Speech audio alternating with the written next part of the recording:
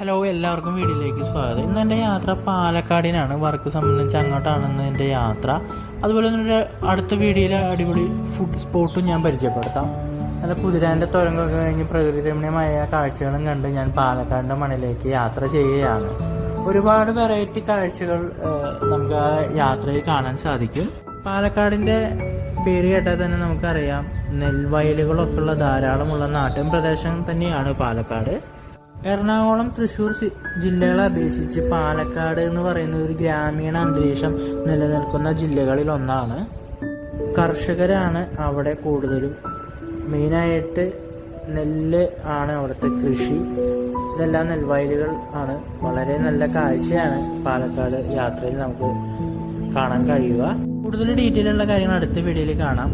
അപ്പോൾ channel subscribe ചെയ്യുക. അടുത്ത വീഡിയോ കാണാം. ബൈ.